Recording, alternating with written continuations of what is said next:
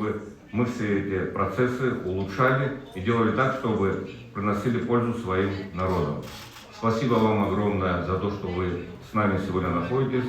И хотел бы минутой молчания вспомнить наших ребят, которые дали нам возможность собраться здесь, которые сложили свои головы.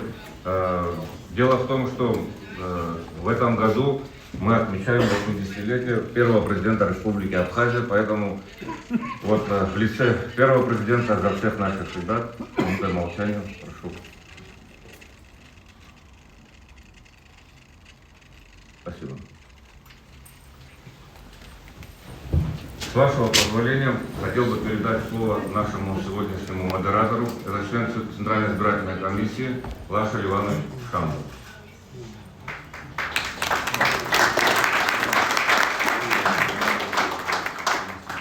Благодарю вас, Дмитрий Зурабович. Для меня большая честь проводить сегодняшнее мероприятие. Сегодняшняя конференция – это большое событие для нашей республики. Добро пожаловать, уважаемые гости, эксперты, уважаемые присутствующие. Сегодняшняя международная конференция продлится около 4 часов. Она будет включать в себя 3 части. Первая часть будет приветственные выступления. Во второй части мы перейдем к презентации докладов от экспертов. Будет у нас и во второй части небольшой перерыв.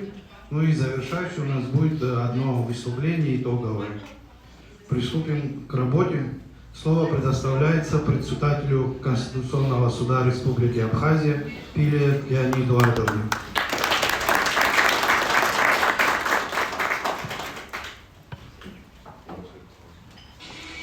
Уважаемый Дмитрий Зурабович, уважаемые гости, уважаемые участники конференции, от имени Конституционного суда и от себя лично приветствую всех организаторов и участников Международной научно-практической конференции. Тема очень актуальна и современна. Это выборы в многополярном мире, суверенитет, доверие и трансформация электоральных процессов. Сегодня мы живем в эпоху глобальных перемен. Они характеризуются новым мировым порядком, и в котором возрастает обязательно роль национальных государств. И при этом усиливается взаимозависимость отдельных государств и стран. Эти процессы, конечно же, неизбежно влияют на всю организацию выборов, на демократические институты и избирательные системы стран всего мира. И в эпоху таких глобальных вызовов мне хочется сказать, что доверие общества и трансформация всех избирательных систем, она, конечно же, является ключевым фактором стабильности государства. Я желаю всем участникам научно-практической конференции продуктивной работы, дискуссий, научных дискуссий и, конечно же, плодотворных результатов. Успехов всем нам! Спасибо большое, Елена Эдуардовна. Слово предоставляется секретарю Общественной палаты Республики Абхазия Кичва Гули Михайловне.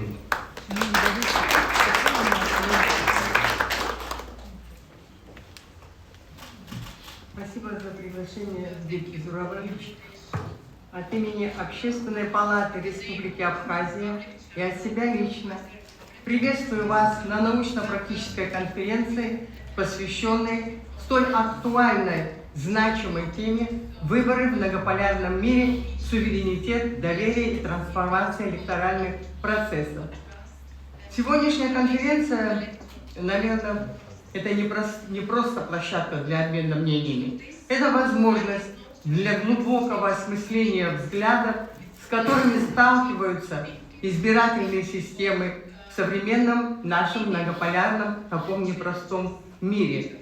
Здесь собрались, чтобы обсудить, как сохранить и укрепить суверенитет наших государств в условиях таких трансформаций, как построить и поддерживать механизмы меняющиеся реалии и адаптировать их. Общественная палата Республики Абхазия всегда выступала за открытый диалог, конструктивное взаимодействие. Мы уверены, что совместными усилиями, обмениваясь опытом лучшими практиками мы сможем найти эффективные решения для укрепления демократических институтов и обеспечения справедливых и прозрачных выборов. Доверие же является той невидимой, но прочной нитью, которая связывает граждан с их представителями, с государственными институтами.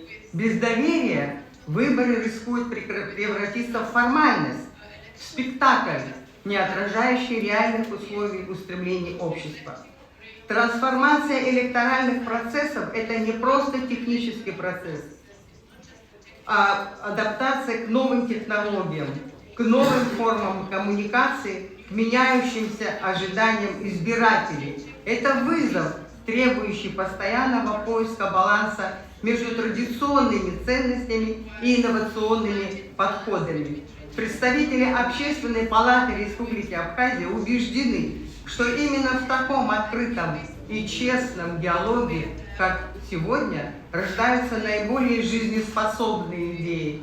Мы ценим возможность принять у себя столь уважаемых экспертов, представителей гражданского общества из различных нам дружественных стран, политических деятелей, которые готовы поделиться своим видением и опытом. Уверена, конференция станет плодотворной платформой для дискуссий, генерации новых идей, обмена мнениями, установления ценных контактов, что вкупе будет способствовать укреплению демократии и суверенитета в наших странах. Желаю всем нам успешной работы. Зила Фиабет, Хатырску, Хасасша.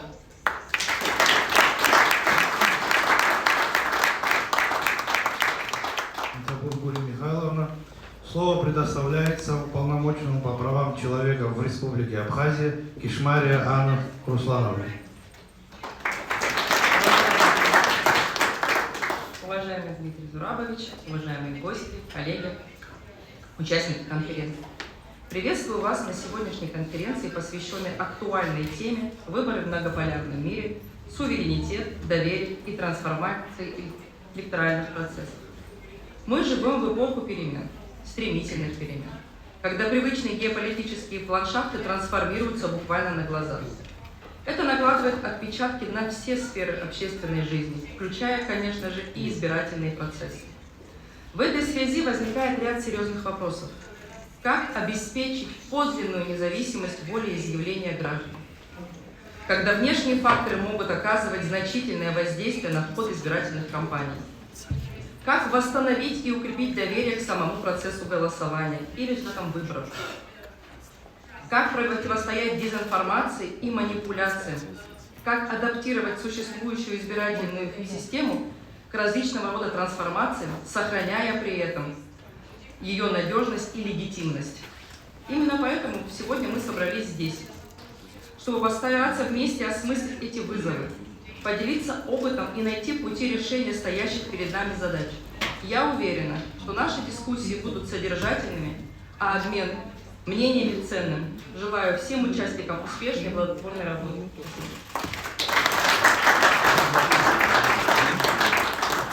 Спасибо большое.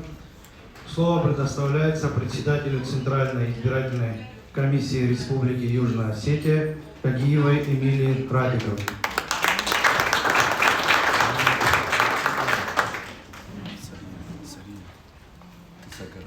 Уважаемые организаторы, дорогие коллеги, гости братской Республики Абхазия.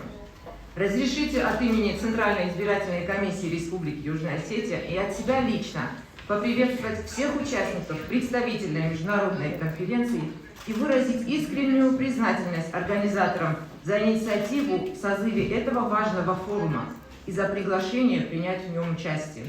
Сегодня, когда международная обстановка претерпевает серьезные изменения, как никогда важно открыто, профессионально и сообща обсуждать вызовы, стоящие перед организаторами выборов. Участие в подобных конференциях – это не просто профессиональный долг, это наша ответственность. Ответственность перед своими гражданами, которые вверяют нам проведение честных выборов, и ответственность друг перед другом, как перед партнерами, которые совместно отстаивают право народов на самостоятельные демократические процессы. В условиях, когда некоторые международные структуры зачастую демонстрируют предвзятость и двойные стандарты, именно профессиональное общение между избирательными органами и экспертами, которые сталкиваются со схожими вызовами, позволяет вырабатывать объективные и эффективные решения. Мы говорим на одном языке, на языке суверенитета избирательных процессов. Наша общая задача – обеспечить не только безупречную техническую сторону избирательного процесса, но и его незыблемые фундаментальные принципы – суверенность волеизъявления, прозрачность и, как следствие, доверие. Доверие наших граждан к институту выборов и доверие между государствами, признающими демократический выбор друг друга. Уверена, что работа нашей конференции, содержательные дискуссии и обмен лучшими практиками будут чрезвычайно продуктивными, послужат укреплению взаимопонимания и сотрудничества в совершенствовании избирательных систем наших государств. Желаю всем участникам конференции плодотворной работы и конструктивного диалога. Спасибо вам.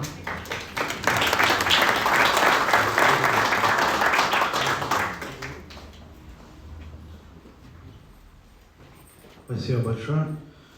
Слово предоставляется члену Центральной избирательной комиссии Приднестровской Молдавской Республики Иладии Викторе Игореве.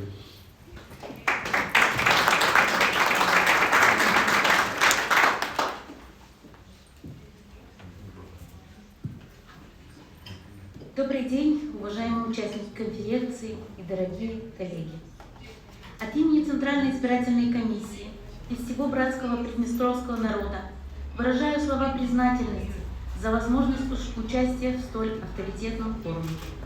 Приднестровье и Абхазия все годы независимости связаны крепкими узами дружбы, единодушия, духовно-нравственных ценностей и уважения прав и свобод человека.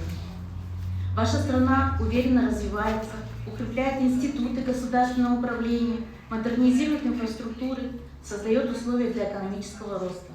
Большое внимание уделяется сохранению национальной идентичности и священной памяти о прошлом Апсны. Приднестровье и Абхазия разделяют ценности уважения к традициям, любви к родине, стремления к справедливости и миру. С 2008 года между ЦИКом Абхазии и Приднестровья действует договор о сотрудничестве, и у нас сложились крепкие и дружеские братские отношения. Приднестровье придает важное значение дальнейшему укреплению двустороннего сотрудничества на основе многолетней дружбы и взаимопонимания и всемирной поддержки. Нас отличают Россию, Абхазию, Южную Осетию, Приднестровье сакральное отношение к воле народа. Мы свято чтим волю народа, который самостоятельно определяет свою судьбу, и поэтому наша святая обязанность проводить прозрачные, подлинные выборы. От всего народа Приднестровья благодарю за приглашение, а российскую сторону за поддержку.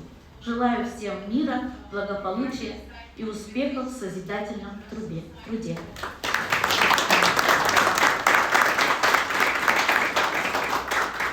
Спасибо большое.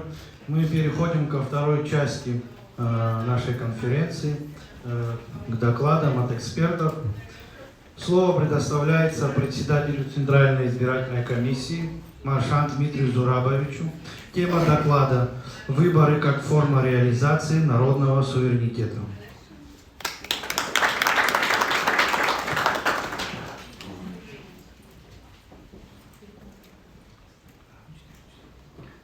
Выборы как форма реализации народного суверенитета. Принимая во внимание характер и направленность тех изменений, которые прошли в общественно-политической жизни нашего государства за последние 30 лет и тенденции государственно-правового развития Республики Абхазия, можно отметить, что действенность социально-экономических и политических реформ во многом определяется механизмом организации и осуществления государственной власти, ее прямыми и обратными связями с населением, и зависит от того, насколько деятельность государственного аппарата соответствует текущим и перспективным потребностям народа, и насколько государственнообразующий народ вовлечен в процесс управления государственной жизнью, то есть от степени демократичности самого государства.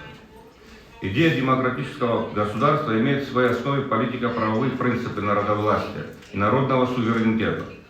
Как конституционно-правовой принцип, народный суверенитет выражает совокупность политико-правовых идей и установок о неотчуждаемом праве государствообразующего народа самому определять свою судьбу, быть социальным источником верховной государственной власти, быть ее первичным носителем, оказывать на нее определяющее влияние при выработке и осуществлении государственной политики, участвовать в осуществлении государственной власти и контролировать ее. Народный суверенитет не может существовать вне и помимо государства, и в этом смысле он произволен от государственного суверенитета. В демократических государствах народный суверенитет выступает формулой легитимности государственной власти и государственного суверенитета, указывая на их источник и основные направления деятельности. Таким образом, в настоящее время народный суверенитет – это демократический принцип построения подлинно существующего суверенитета государства, выражающийся в том, что государство, реализуя свои качества верховенства внутри страны и независимости на международной арене, опирается на публичный народный интерес и общее благо народа.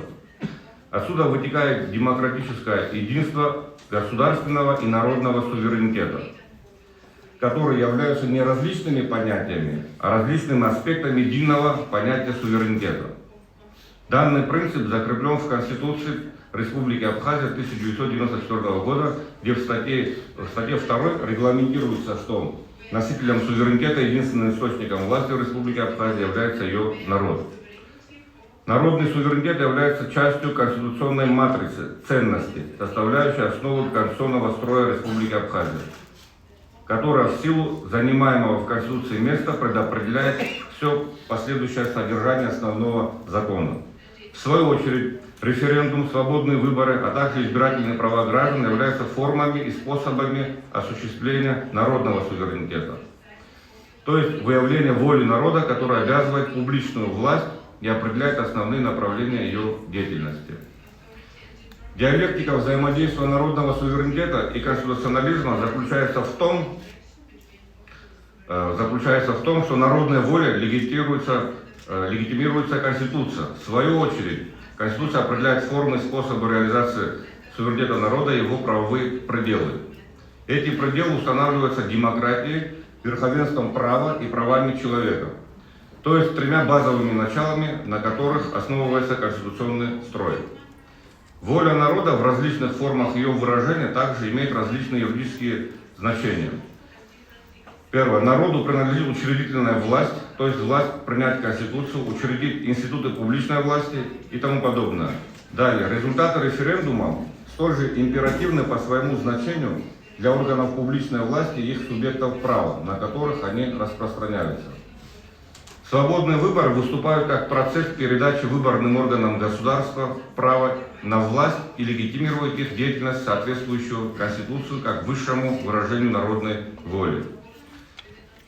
Конституционный механизм реализации народного суверенитета включает в свой состав следующие элементы. Формы осуществления, в числе которых органы публичной власти, глава государства, парламент, иные выборные органы, всенародное голосование, референдум, свободные выборы, которые в их единстве образуют целостный юридический механизм, гарантирующий непосредственное народовластие, избирательное право граждан, избирательные комиссии на всех уровнях, выступающие организаторами электорального демократического процесса. Амбивалентность формулы демократических выборов часто приводит к их отождествлению со свободным голосованием. Действительность, их природа и нормативное содержание не совпадают. Свобода голосования – лишь часть свободных выборов. Принцип свободных выборов означает, что воля народа, составляющая основу публичной власти, требует периодических и нефальсифицированных выборов, основанных на всеобщем и равном избирательном праве при тайном голосовании. Свободные выборы охватывают не только подачу голоса, а все стадии избирательного процесса и в целом в юридическом содержании имеют комплексный характер.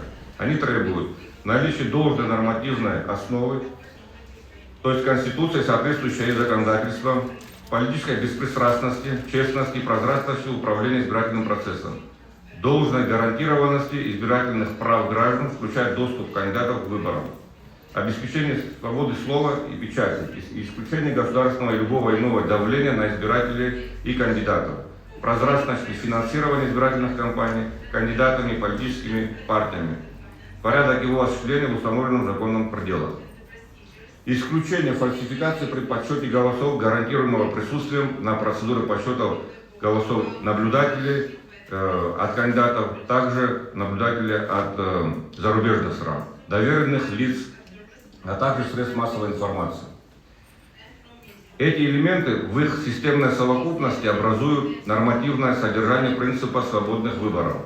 Одновременно они составляют критерий легитимности иных конституционных форм и способов непосредственного народовластия, общенародного голосования и референдума. Разумеется, с учетом их организационной и функциональной специфики, и составляет нормативное ядро конституционного стандарта организации народного волеизъявления.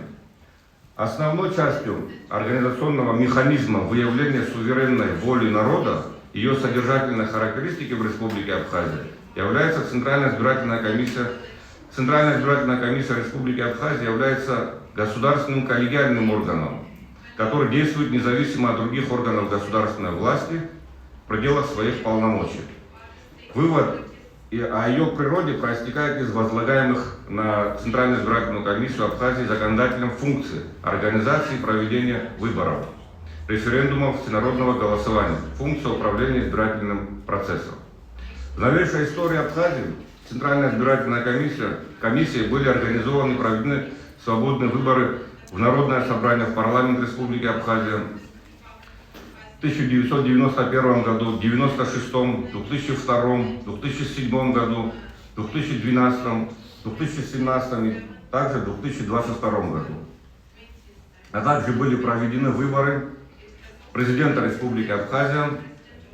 Всенародные выборы впервые были организованы и проведены в 1999 году. Также в 2004 и 2005 году, в 2009 году, в 2011, 2014, 2019 и 2020. Также, как вы знаете, мы в этом году провели выборы президента Республики Абхазия, которые состоялись успешно, и очевидцами которых вы являлись. Хотелось бы отдельно отметить референдум о независимости Республики Абхазия, который был проведен в 1999 году, одновременно с избранием первого президента Республики Абхазия Владислава Григорьевича Ардзинова, на котором народ Абхазии проголосовал за действующую конституцию, в которой в первой статье говорится, что Республика Абхазия абсолютно суверенное демократическое правовое государство, исторически утвердившееся по праву народа на самоопределение.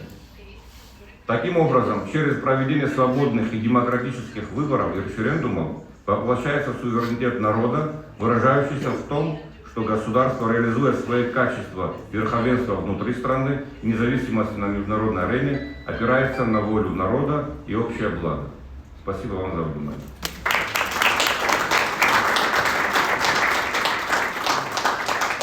Спасибо, Дмитрий Зурабович. Слово предоставляется члену Центральной избирательной комиссии Российской Федерации Андрееву Павлу Викторовичу. Тема доклада «Выборы в мире. Вызовы и возможности». Спасибо большое, дорогие друзья. Спасибо большое, уважаемый Дмитрий Зурабович. Очень яркое и важное выступление для начала нашей дискуссии. Я прежде всего хотел бы поблагодарить вас, Дмитрий Зурабович, конечно, за приглашение на эту прекрасную конференцию, очень важную конференцию. И от имени председателя Центральной избирательной комиссии Российской Федерации Александры Памфиловой передать вам ее горячий привет и пожелания всех благ и успехов в проведении этой конференции и всех начинаний нашей братской Центральной избирательной комиссии Республики Абхазия.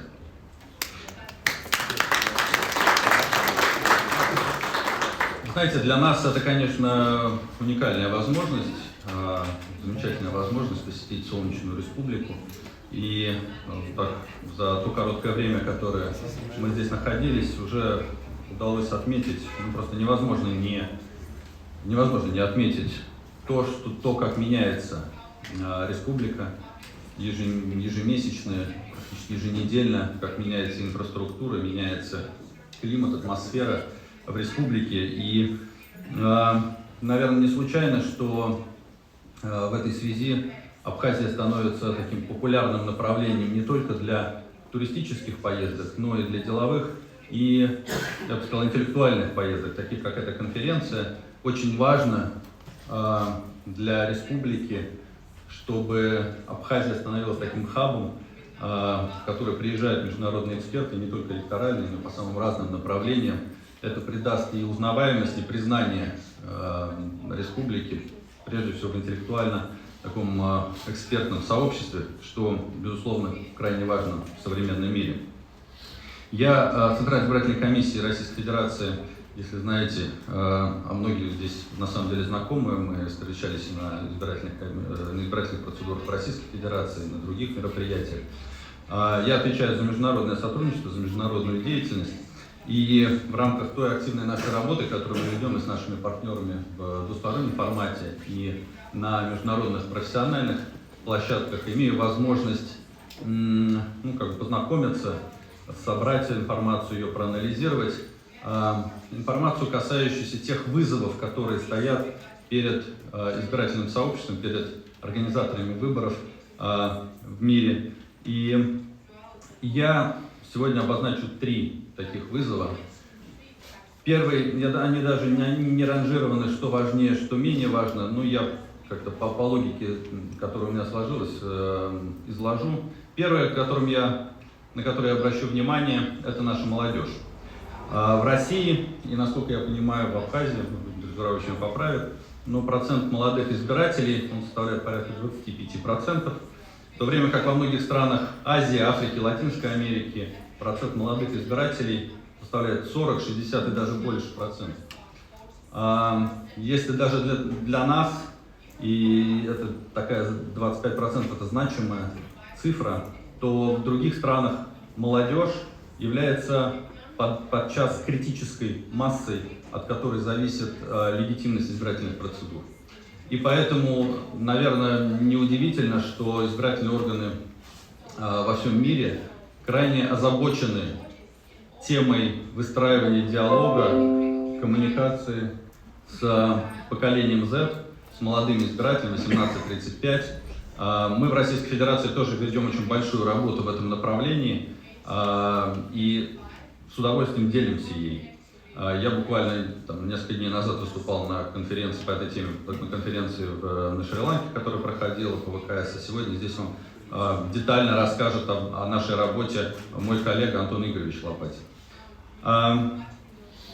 Второй вызов, с которым мы все сталкиваемся, он уже, в общем, очевиден последние годы, это наступление искусственного интеллекта.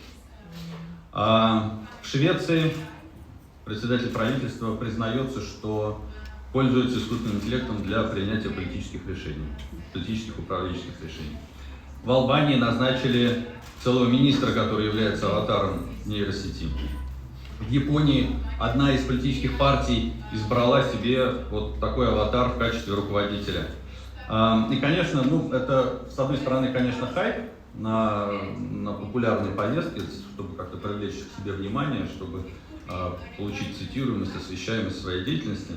Но, с другой стороны, отвергать эффективность этих инструментов нельзя, как нельзя и отвергать, и отворачиваться, закрывать глаза на риски, которые это с собой несет. Достаточно лишь сказать, что 80% избирательных кампаний, которые прошли в прошлом году, а эта выборка достаточно репрезентативная, потому что там больше 70 национальных кампаний было проанализировано в более чем 60 странах. Так вот, в 4 из 5 из них применялись инструменты искусственного интеллекта. К сожалению, важно отметить, что в 70% случаев, то есть большая часть случаев, когда искусственный интеллект применялся, он применялся с негативными, деструктивными целями. Даже не для того, чтобы приукрасить своего кандидата, а для того, чтобы навредить оппоненту, конкурентам или сорвать выборы целиком. Важно отметить, конечно, что 90% того, что фиксируется в информационном поле, когда мы говорим про искусственный интеллект, это преимущественно продукты генеративного искусственного интеллекта, это видео, аудио, и прежде всего то, что западает, то, что хорошо расходится в медийном пространстве, это дипфейки. В общем, многие избирательные кампании по всему миру сегодня заполнены роликами с обращениями глав государств и правительств, которые озвучивают те слова, которые никогда не говорили и никогда бы не сказали. Вот буквально несколько недель назад в Камеруне были выборы, на которых разошелся ролик, в котором, значит, к избирателям камерунским обращался Владимир Владимирович Путин. Ну, безусловно, конечно, это фейк. И здесь, конечно, с одной стороны стоит такой важный вопрос маркировки всего этого контента, а с другой стороны вопрос выявления и своевременной оперативной блокировки такого рода материалов. Но помимо картинок и роликов, искусственный интеллект, безусловно, несет для организаторов выборов и возможности. Об этом тоже нельзя забывать. Это прежде всего возможности, касающиеся анализа данных и оптимизации нашей работы, создания тех инструментов, которые сделают нашу работу более эффективной. Так, Центральная избирательная комиссия Российской Федерации, например, уже несколько лет применяет искусственный интеллект для проверки подписей в поддержку того или иного кандидата. Многие наши другие коллеги в самых разных странах мира, причем это даже не показатель какого-то такого экономического уровня развития, это скорее показатель, скажем так, осознанности и знания о возможностях новых технологий, потому что одно из преимуществ этих технологий – это то, что они достаточно дешевые и они серьезно помогают в повышении эффективности деятельности, то есть урезании расходов. Так вот, многие наши коллеги также экспериментируют с самым разным функционалом, от проверки регистров избирателей, списков кандидатов, до планирования, анализа и планирования ресурсов, нарезки округов, планирования распределения избирательных участков, направления членов комиссий, ну и, конечно, в информационной работе тоже. И, наконец, третье, основное, на чем я хотел остановиться, пожалуй, это самый главный экзистенциальный вызов, это девальвация демократических институтов и деградация избирательных процессов. Знаете, на протяжении последних лет очень часто эту тему выносят на международные площадки, делают это различного рода некоммерческие, а иногда даже и государственные, окологосударственные структуры стран Запада. И, как правило, они показывают пальцем в сторону, например, России. Ну вот, я знаю, что многие из вас, в том числе, были в Российской Федерации на президентских выборах, на предыдущих каких-то кампаниях.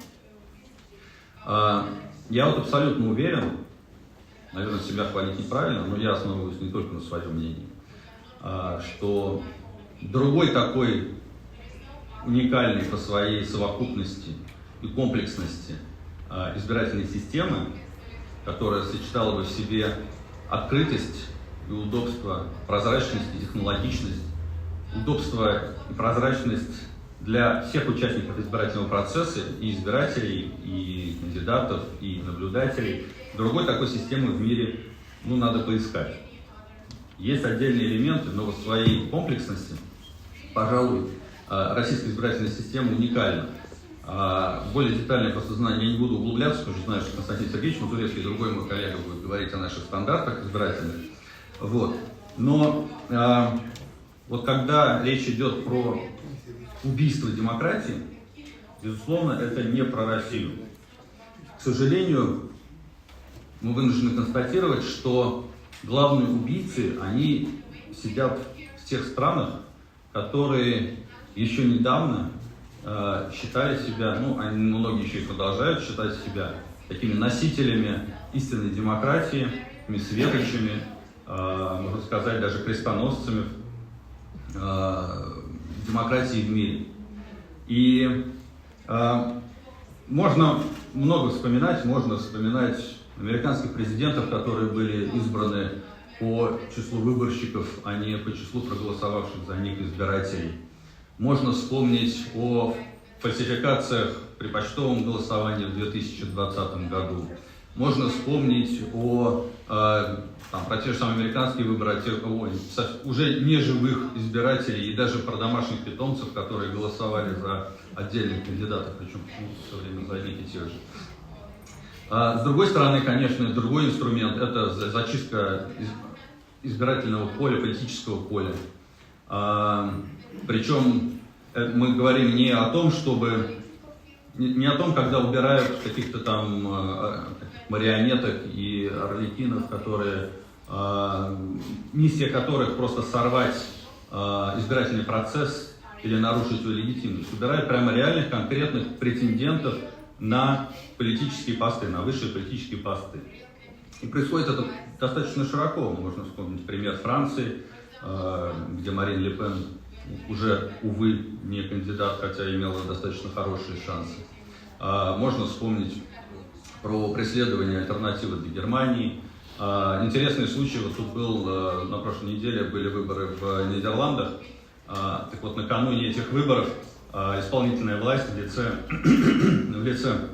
агентства по информационной безопасности, это Роскомнадзор, не знаю, есть в Абхазии или нет, агентство по информационной безопасности обратилось к избирателям с тем, чтобы они не спрашивали, за кого голосовать в нейросети. Не спрашивали чат-боты, чат GPT и другие, за кого голосовать. Потому что системы выдавали рекомендацию голосовать за оппозицию. По непонятной причине, но за оппозицию. Поэтому исполнительная власть сказала, не надо туда смотреть, голосуйте за мейнстрим. Вот. И, к сожалению, мы видим, что самыми разными способами, технологическими, юридическими, силовыми, вот эта вот трансатлантическая политика финансовая, такая закулиса, она выжигает любое инакомыслие.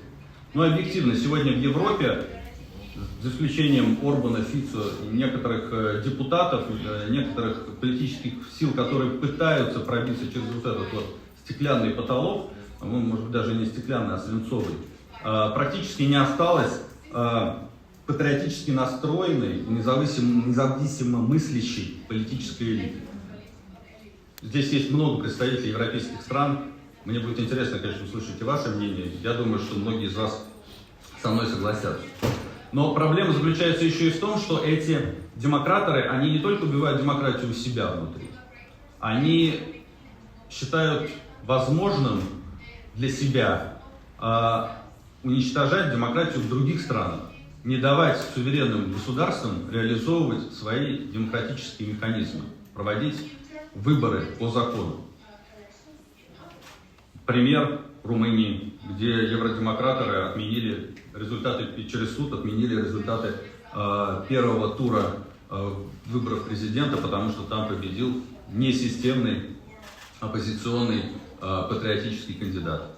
В Республике Сербской, Боснии и Герцеговины, они лишили мандата популярного президента Додика, просто потому что он не следует линии партии и правительства, которая сидит в Брюсселе.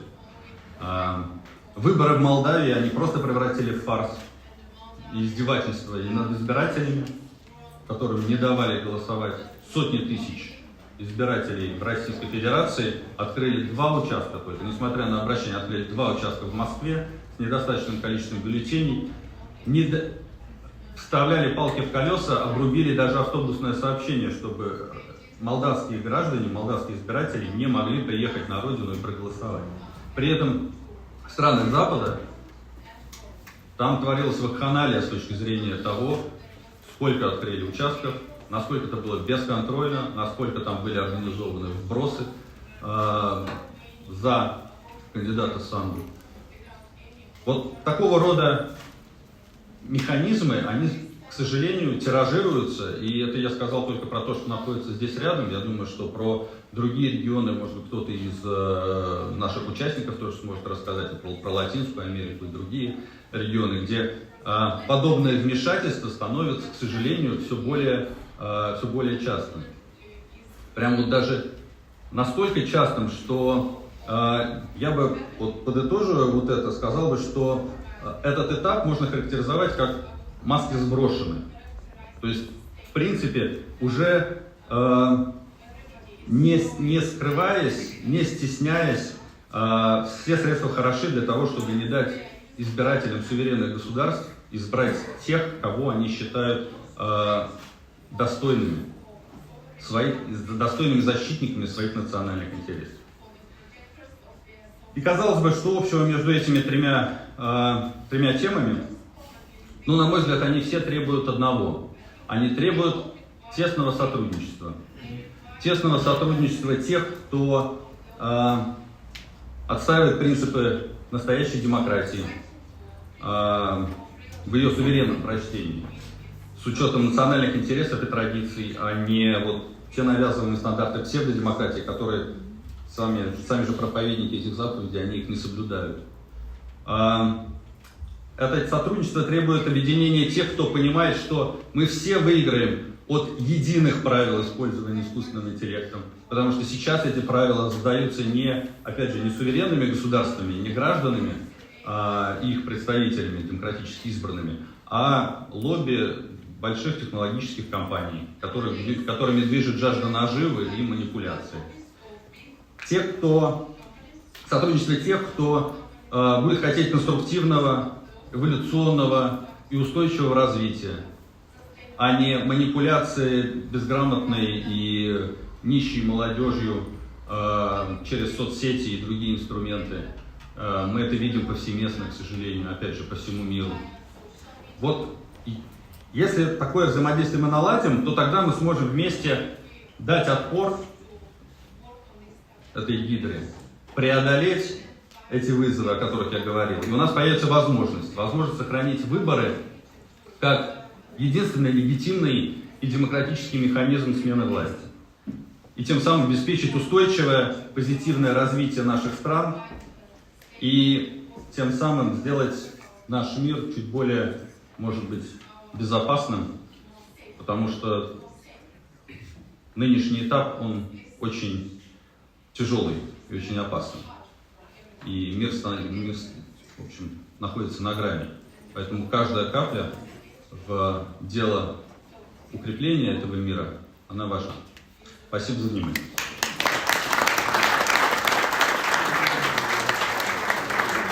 Спасибо большое, Павел Викторович. Я хочу напомнить, что по регламенту у нас около 15 докладов, и чтобы выступающие укладывались где-то вот к 7 минутам. Слово предоставляется дипломату, основателю Международной дипломатической обсерватории из Итальянской Республики Гритани Вито.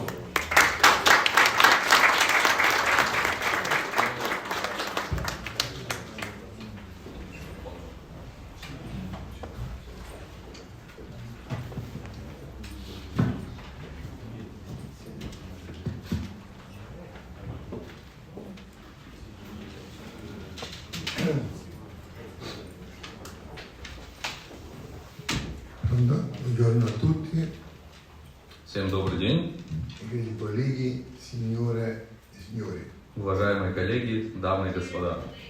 Desidero innanzitutto esprimere la mia più sincera gratitudine agli organizzatori di questa autorevole conferenza internazionale per l'invito e per l'opportunità di intervenire davanti a un pubblico così rappresentativo. Per me è un grande onore condividere con voi alcune riflessioni su come si stia trasformando l'istituto dell'osservatore delle osservazioni elettorali nel contesto del nuovo ordine mondiale. Позвольте начать с выражения глубокой признательности организаторам этой авторитетной международной конференции и за приглашение и возможность выступить в столь представительной аудитории. Для меня большая честь разделить с вами размышления о том, каким образом трансформируется институт наблюдения за выборами в условиях нового мирового порядка. Per noi, rappresentanti della comunità e gli esperti, piattaforma come questa non sono solo occasione di confronto professionale, ma anche di opportunità per costruire nuovi punti di fiducia in un mondo che cambia rapidamente. Для нас, представителей экспертного сообщества, подобные площадки не только возможность обменяться опытом, но и шанс выстроить новые точки доверия в стремительно меняющемся мире. Mi rallegra particolarmente che la conferenza si svolga oggi qui a Sukhum, la mia seconda città. All'inizio di quest'anno, insieme ai miei colleghi italiani, ho avuto l'onore di recarmi in Abkhazia come osservatore internazionale alle elezioni presidenziali, dove abbiamo potuto constatare personalmente la sincera volontà del Paese di sviluppare standard democratici sempre più alti in questo ambito. Особенно радует, что конференция сегодня проходит здесь, в Сухуме. В начале этого года мы с моими коллегами из Италии уже приезжали сюда в качестве международных наблюдателей на президентских выборах, где смогли лично убедиться в приверженности Абхазии к стремлению развивать демократические стандарты в этой области. Siamo profondamente convinti che senza fiducia non possa esistere democrazia.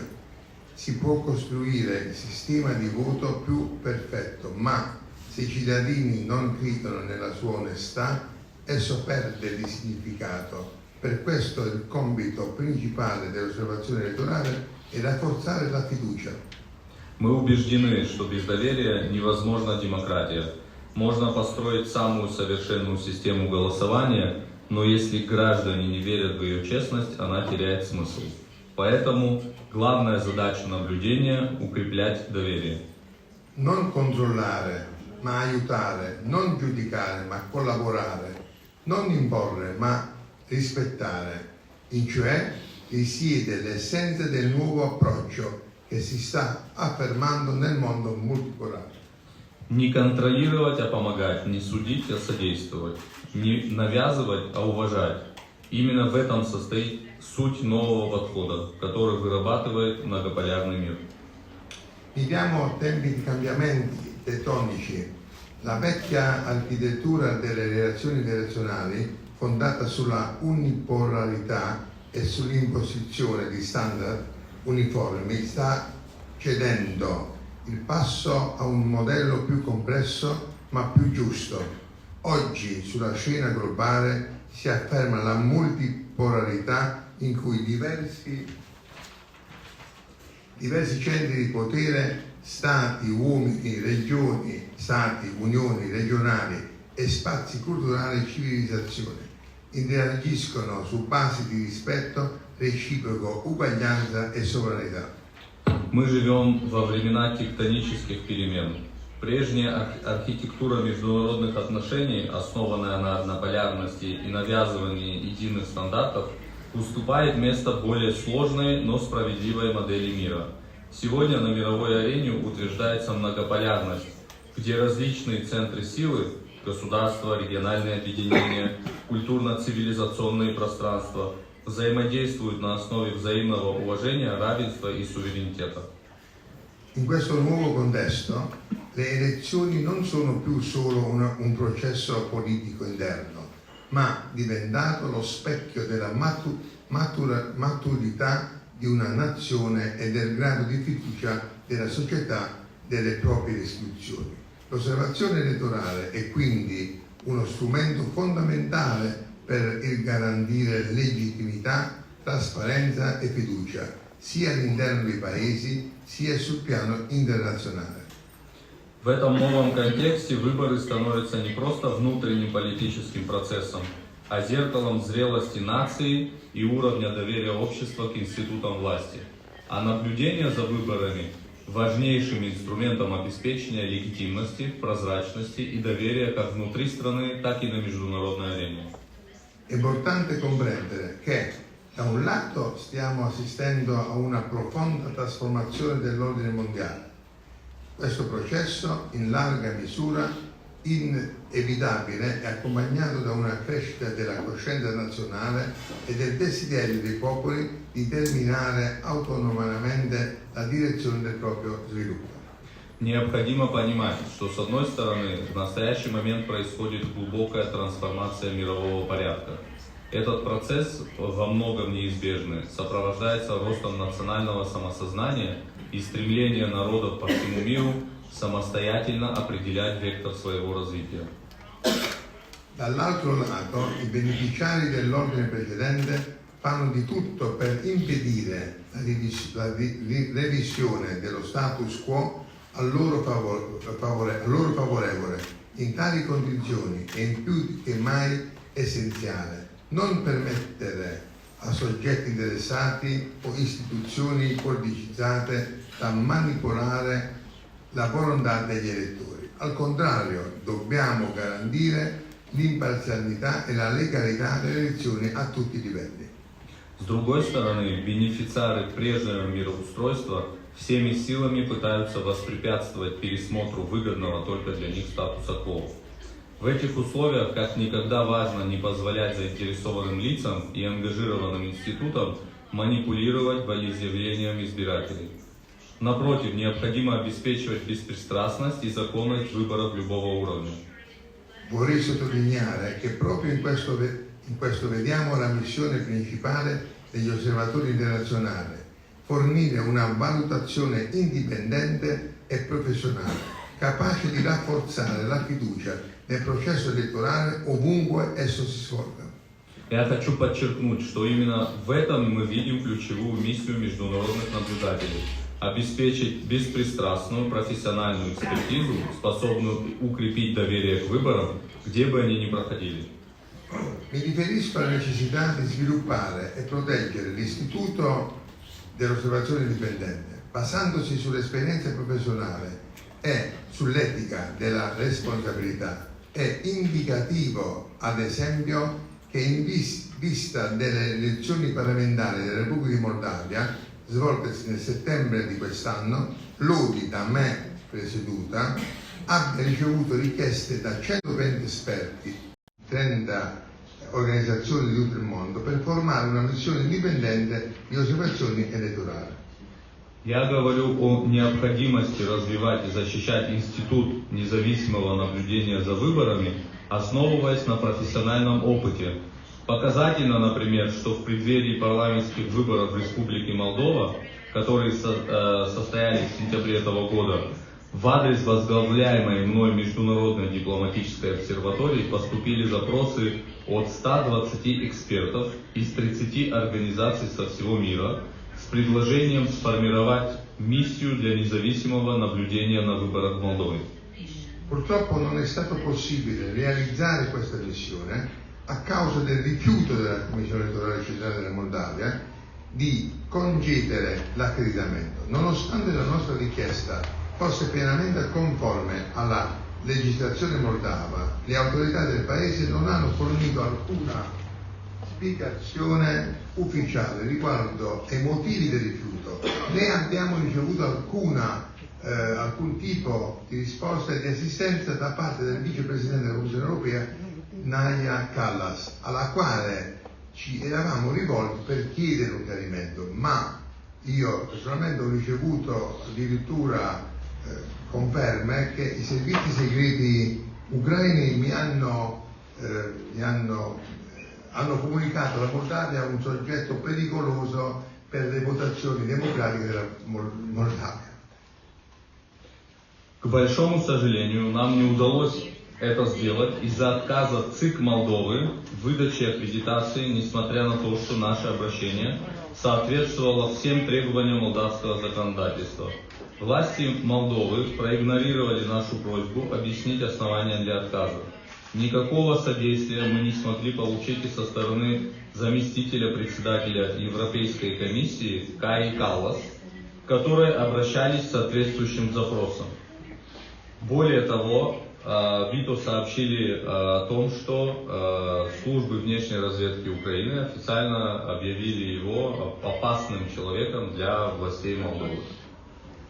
Un tale comportamento da parte di persone e istituzioni che dichiarano la propria fedeltà ai principi democratici e alla tutela dei diritti umani dimostra ancora una volta quanto sia urgente, dico urgente, sviluppare un vero sistema di osservazione indipendente e sistematizzare il lavoro degli esperti e degli osservatori.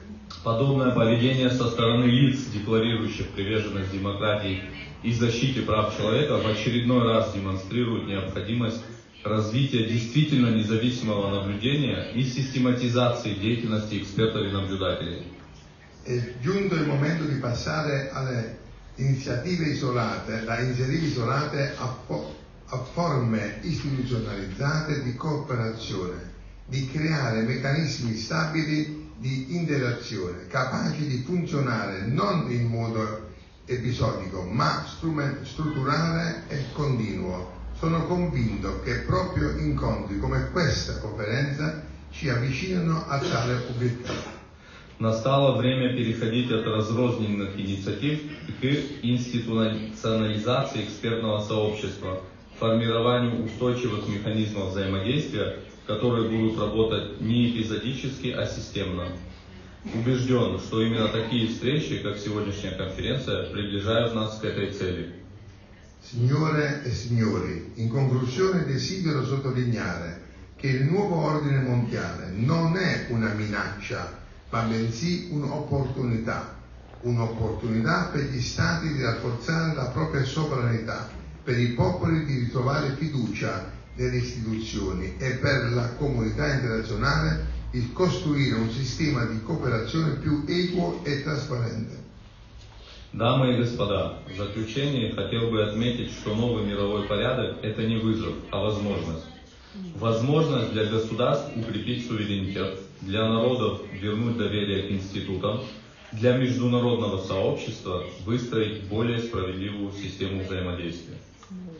Il cammino verso un nuovo ordine mondiale è complesso, non lineare e spesso accompagnato da sfide e resistenze. Tali periodi richiedono non solo la risilienza professionale, ma anche visione strategica. Tuttavia sono convinto che se agiamo insieme e se ci bassiamo qui sui principi di giustizia e rispetto reciproco, saremo in grado non solo di adattarci a questi cambiamenti, ma di indirizzarli in senso costruttivo. Движение к новому миропорядку – это всегда путь сложный, нелинейный, сопряженный с вызовами и сопротивлением. Такие периоды требуют от нас не только профессиональной выдержки, но и стратегического видения. Однако я убежден, если мы действуем сообща, если опираемся на принципы справедливости и взаимного уважения, мы сможем не просто адаптироваться к этим переменам, но и придать им конструктивное направление. Ripongo particolare speranza nel futuro dell'Istituto dell'Osservazione Internazionale, di cui abbiamo già discusso anche in occasione delle elezioni presidenziali. Il suo sviluppo non è un elemento secondario, ma una parte essenziale nella costituzione di una nuova architettura, della fiducia nel mondo. E noi, qui presenti, siamo coloro che stanno già ponendo le fondamenta di questa fiducia. Vi ringrazio per l'attenzione. Особую надежду я связываю с будущим Институтом международного наблюдения, о котором мы заявляли в ходе президентских выборов. Его развитие не второстепенный элемент, а важная часть формирования новой архитектуры доверия в мире. И мы с вами те, кто уже закладывает этот фундамент. Спасибо за внимание.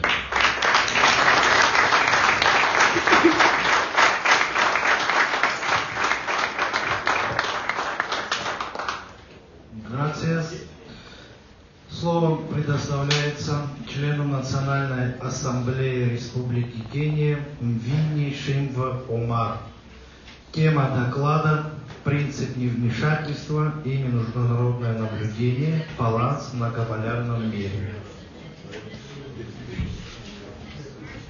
Шинго Омар.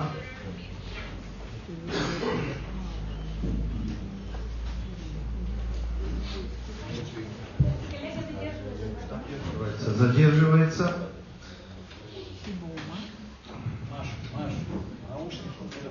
Слово предоставляется юристу в области международного права, политический консультант, журналист из Французской Республики, Девеле Арно Оливье Жан. Тема доклада «Информационные войны и наблюдение за выборами. Как противостоять внешнему давлению».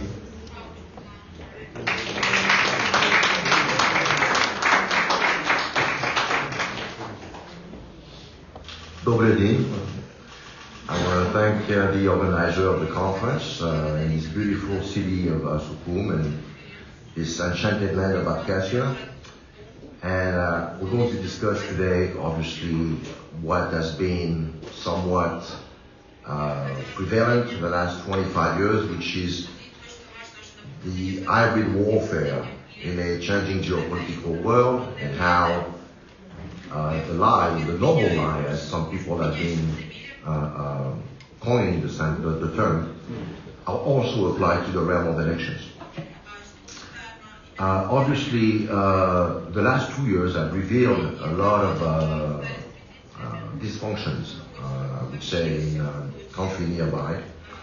Some other speakers have mentioned the situation in Romania, where the Constitutional Court basically annulled, cancelled the election on flimsy pretext, not really explaining exactly how the TikTok algorithm interfered in flowing the election. But suffice it to say, the election was rearranged later on, and the leading candidate, on his way to file his papers at the Electoral Commission, was arrested. The leading candidate, Colin Georgescu. So when you cannot get away with lying or accusing people of working for foreign powers, you can just say basically that the perceived dangerous candidate is but a threat to democracy owing to his own political belief. The situation in Moldova was also mentioned as well, and in that sense we don't have to revisit what happened. It was pathetic, both during the parliamentary election and the referendum on the EU accession. We noticed that hundreds of thousands of Moldovans residing in Russian Federation were disenfranchised in full violation of their right of self-expression, since this is what voting is about. And we saw also that, as was mentioned by our colleague Vittorio, a lot of the people who took the initiative to send observers there were not only refused by the local Central Commission, but also placed on, I would say, sanction list. I know a friend of mine who's now sanctioned within the EU airspace. She cannot even enter the EU.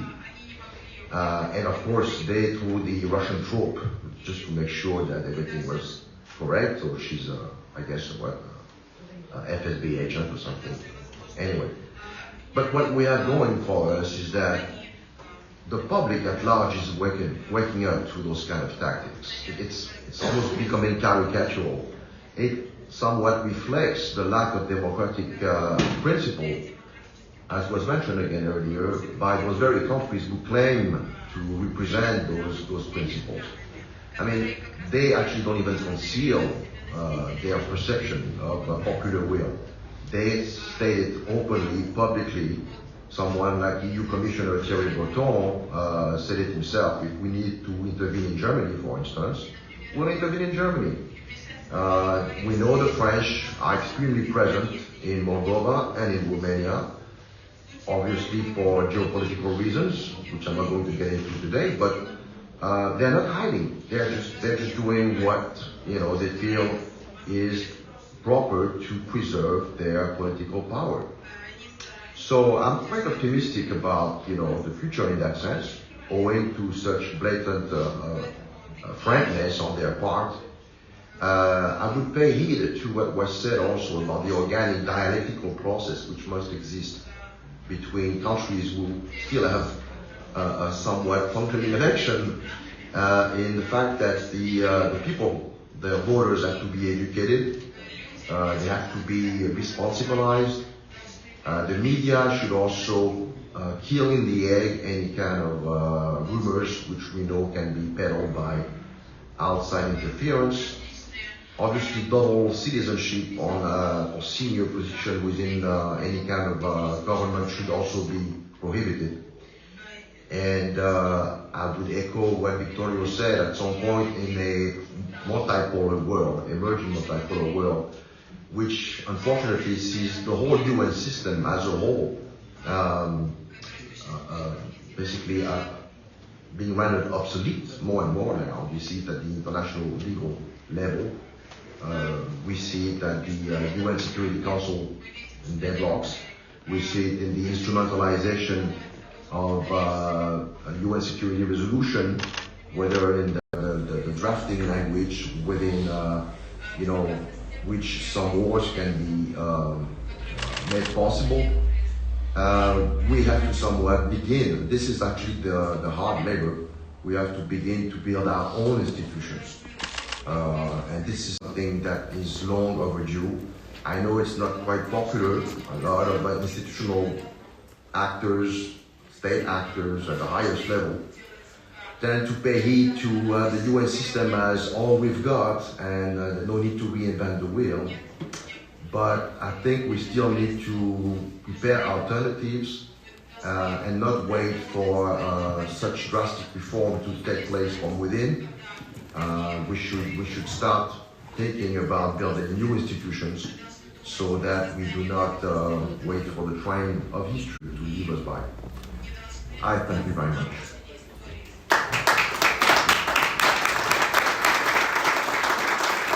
Thank you very much.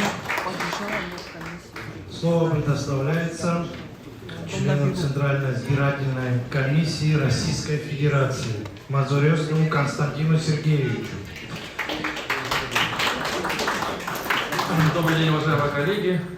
В первую очередь, несмотря на сжатый регламент, хотелось бы благодарить Дмитрия Зурабовича за приглашение, за гостеприимство. Я второй раз в Абхазии, первый раз был в марте, было прохладно. Сегодня погода уже налаживается, и боюсь представить, что будет третий раз. Но Дмитрий Зурабович Бог любит троицу, поэтому рассчитываю, что и в третий раз доведется посетить эту прекрасную землю и увидеть этих замечательных людей. Тема конференции как никогда и как подходит к теме моего доклада. Напомню, что мы сегодня говорим про суверенитет, про доверие и про трансформацию электоральных процедур. Я же хотел поговорить про национальные избирательные стандарты. Есть, понятно, международные избирательные стандарты, это всеобщее, равное, прямое избирательное право при тайном голосовании, мы все их знаем.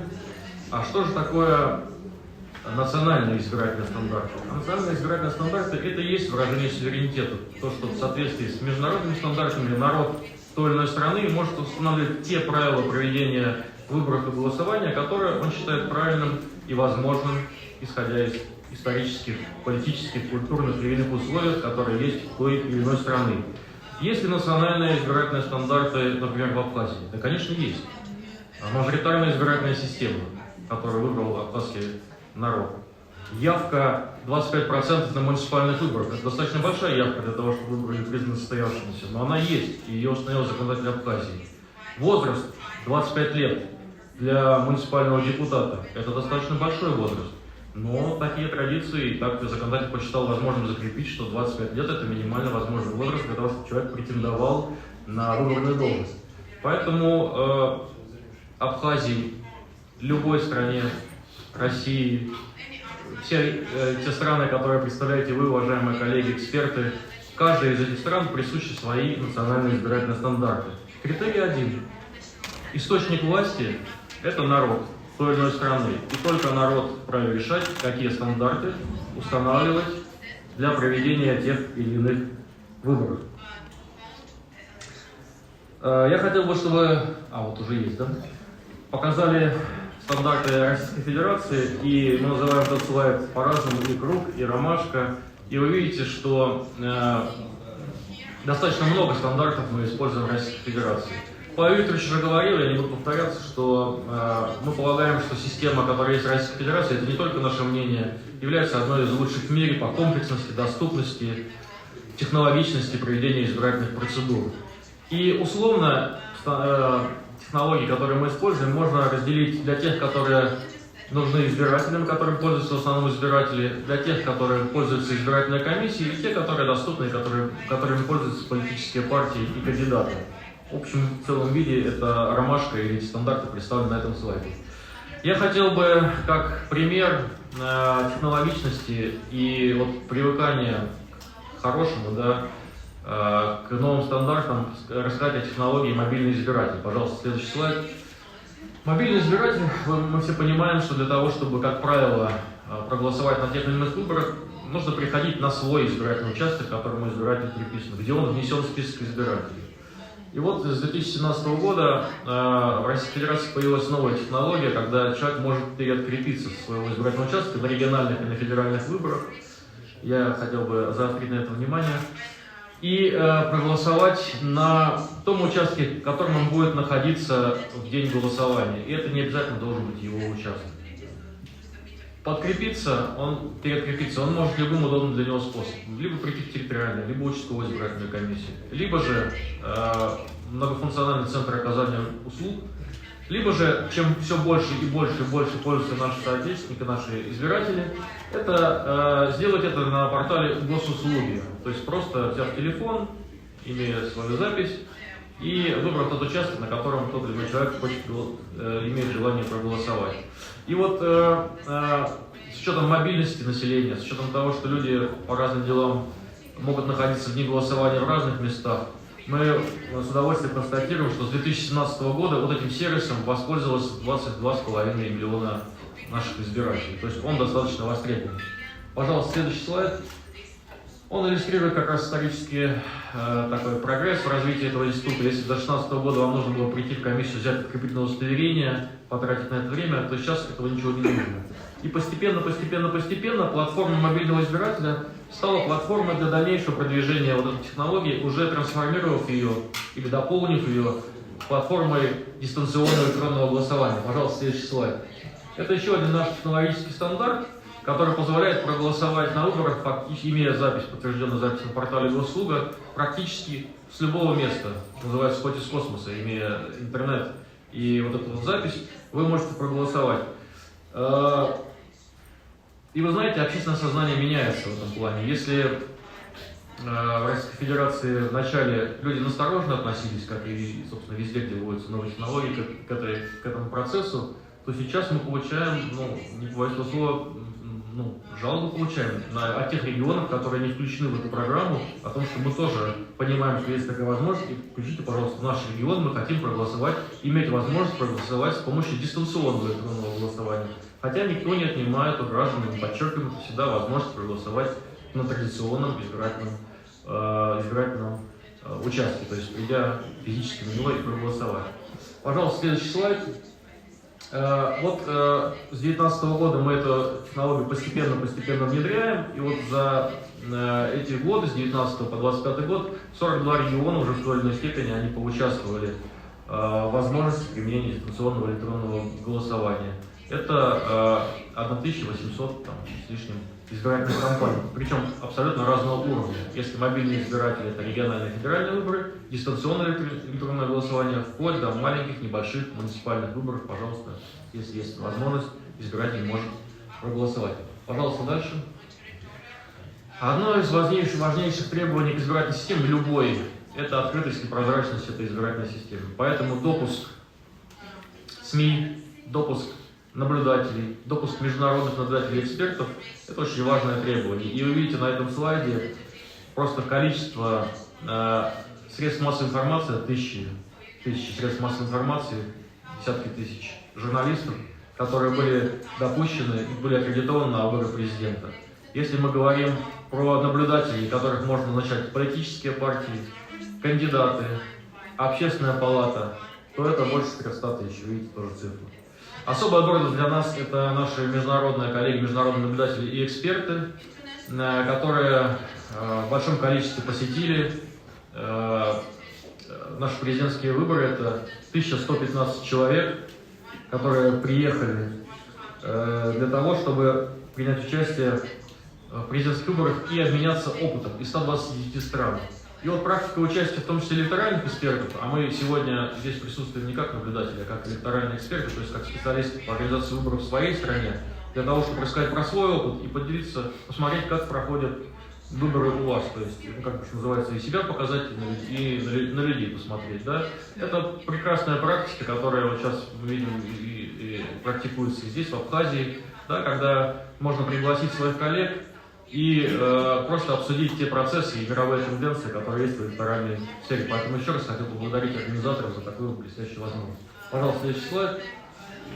Ну, соответственно, цифровые сервисы — это наш портал госуслуг и портал ЦИК России, который тоже условно можно разделить на сервисы для избирателей, кандидатов и избирательных комиссий.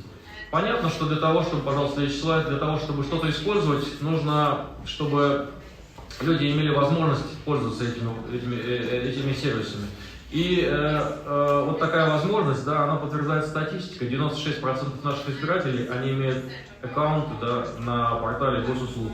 Практически все, любой, когда проводим наши мероприятия, встречи, мы спрашиваем, у кого нет госуслуг, как бы нет поднятых рук, у всех все пользуются госуслугами.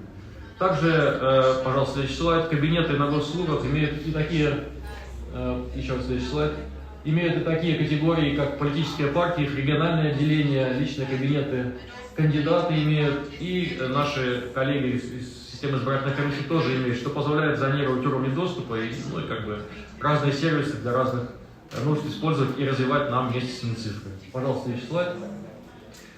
Также 56 регионов нашей страны позволяют в своих законах собирать на региональном уровне подписи кандидатам через портал госуслуги. То есть не надо никого обходить, пожалуйста, заходи в портал госуслуги, имея верифицированную подпись, избиратель может поставить ее в поддержку того или иного кандидата, и эта подпись не может быть никак признана недействительной. Таких случаев у нас не было. И избиратели, и кандидаты активно этими услугами пользуются. Пожалуйста, следующий слайд. Опять же, к открытости уникальнейшая система видеонаблюдения и видеорегистрация. Практически все избирательные участки, участковые, территориальные, в нашей стране этой системой оборудованы. Все стационарные участки. Понятно, это сложно сделать на судах, на передвижных участках, да, но все стационарные участки, они оборудованы. И там непрерывно ведется технологическая запись, которая доступна, опять же, через портал госуслуг кандидатам, избиркомам, уполномоченным по правам человека, центрам общественного наблюдения, в которых практически любой желающий может прийти и посмотреть, что происходит на том или ином избирательном участке. Это очень важно с точки зрения легитимности и открытости. Пожалуйста, следующий слайд.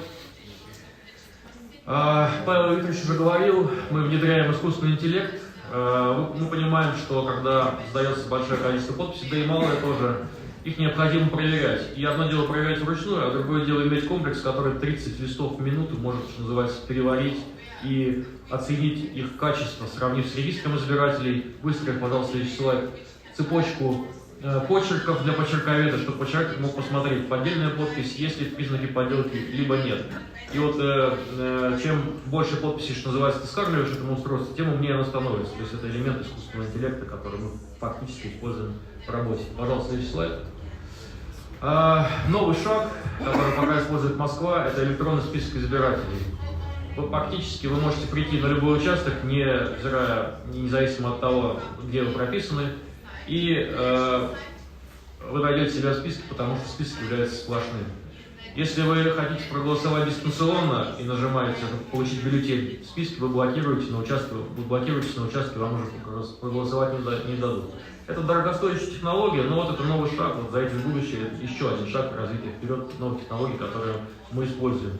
Москва, и на базе Москвы еще 19 регионов могли у нас проголосовать, имея в виду экстерриториальные временные участки для тех избирателей, которые находились в Москве и на территории которых, постоянное место жительства которых проходили губернаторские выборы. Итого 20 регионов. Пожалуйста, следующий слайд. Ну и, пожалуй, наверное, закончу им с точки зрения обзора наших технологий. Это QR-кодирование. Мы все пользуемся в жизни QR-кодами для того, чтобы очень быстро ту или иную информацию скачать, да, даже презентацию, QR-код, телефон, и она уже у вас в телефоне. Возникла идея, как использовать эту технологию и с точки зрения вот наших избирательных дел. Понятно, что когда участковая избирательная комиссия подводит итоги, там есть контрольное соотношение, есть числа, которые потом необходимо будет с протокола ввести в территориальную избирательную комиссию. Поэтому появилась программа, согласно которой заполняются эти данные, она проверяет контрольное соотношение, нет ли ошибок, если все хорошо. Распечатывается протокол с помощью этой программы, на протоколе есть QR-код. Когда приезжает в территориальную избирательную комиссию, уже не надо ничего вводить, просто распаковываешь QR-код, 1 минута, и данные уже в сети. А что значит в сети? Это значит, что они уже в интернете, и любой избиратель может проверить, какие данные были на том избирательном участке. Это позволило нам с момента введения этой технологии в 2017 году на 2,5 часа влево, то есть раньше подводить итоги на таких крупных кампаниях, как президентские и выборы депутатов Государственной Думы. Уважаемые коллеги,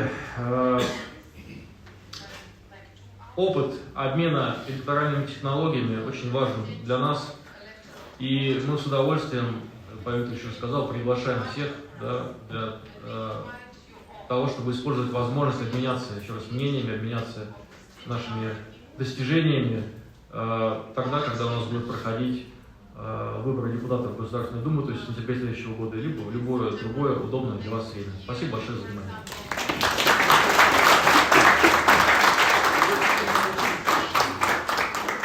Спасибо большое, Константин Сергеевич. Очень интересный, познавательный доклад. Мы наблюдали.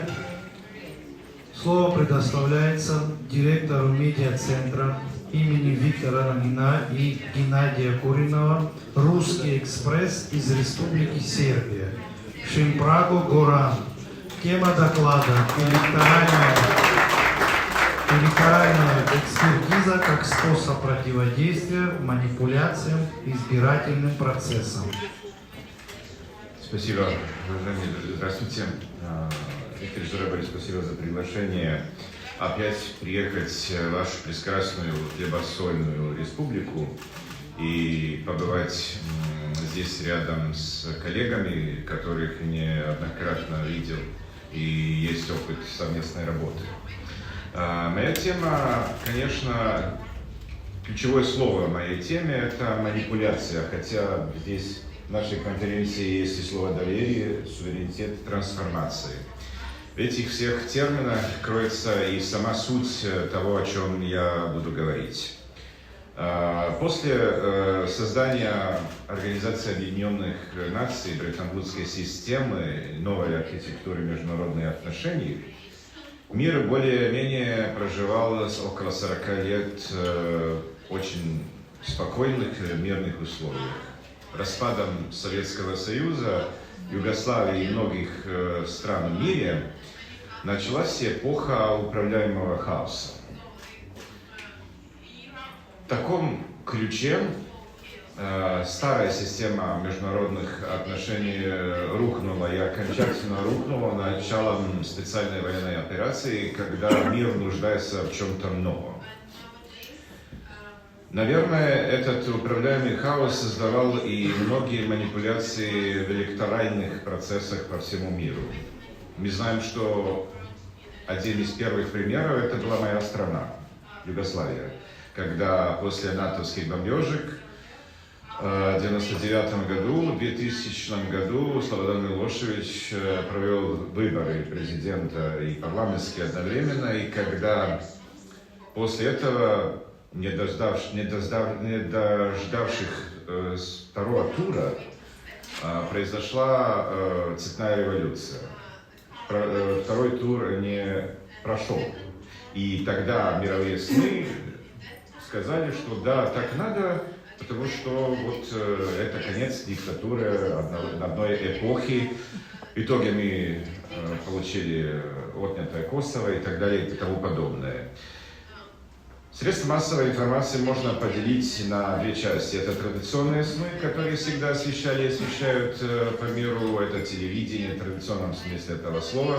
И есть новые площадки, это социальные сети, блоги разные, о которых здесь говорил и Павел Викторович.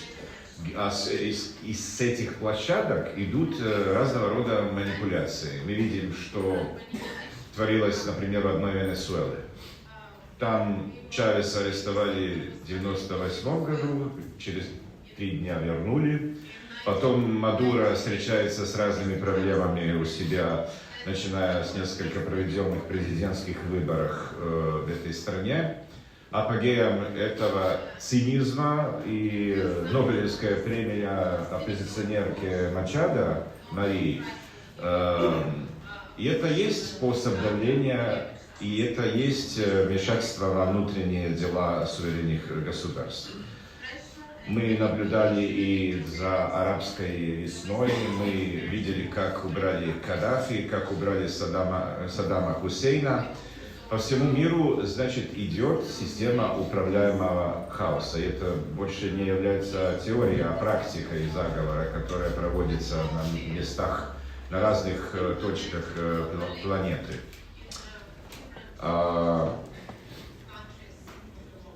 И, наверное, можно вспомнить и недавнее признание Талси Габбард, главе национальной разведки Соединенных Штатов Америки, которая призналась, что в 2008 году, то есть при избрании Дональда Трампа, никакого вмешательства Соединенных Штатов, то есть России, во внутренние дела и избирательный процесс в Штатах не было. Но дело сделано,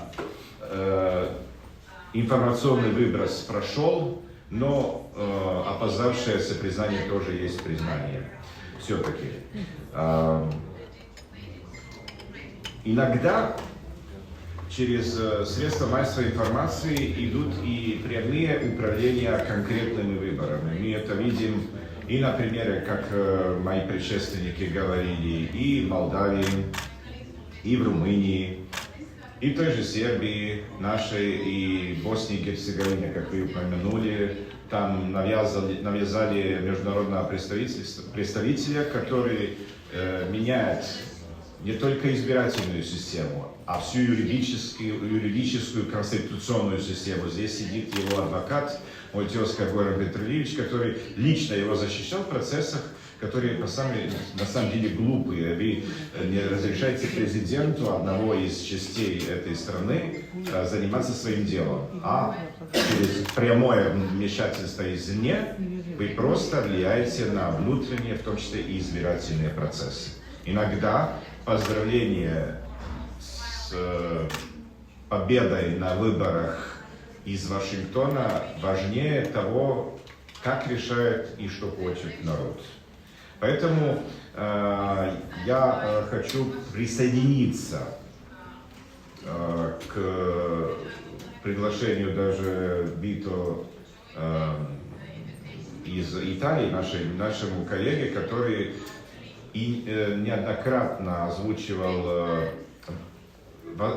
возможность и нужность создания такой структуры независимых наблюдателей, которые будут созданы из здесь присутствующих экспертов, и не только, а все страны мира, которые заинтересованы проводить суверенные выборы на своей территории, должны подумать об этом, и я надеюсь, что мы можем и в конце принять такую декларацию в итоге нашей конференции, которая пригласит не только здесь нас, присутствующих экспертов, а и всех остальных заинтересованных в этом, создать независимую электоральную экспертную группу, которая будет заниматься помощью, не только помощью, наблюдением за выборами во всем мире, в тех странах, которые в этом заинтересованы. Потому что суверенитет сегодня в мире стал относительным, хотя он каждой конституции, согласно уставу ООН, точно определен. И не зря Владимир Владимирович Путин недавно сказал, что многие страны живут без суверенитета, и ничего, у них все так получается, но Россия так не может жить, и многие другие страны, которые являются сильными сверхдержавами.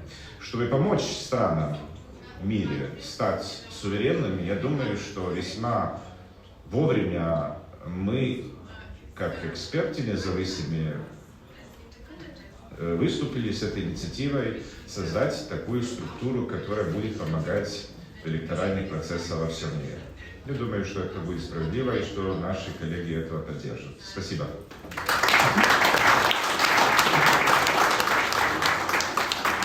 Спасибо большое. Уважаемые участники, сейчас мы объявляем небольшой перерыв, около 20 минут. Приглашаем всех на фуршет, а затем продолжим работу. Спасибо.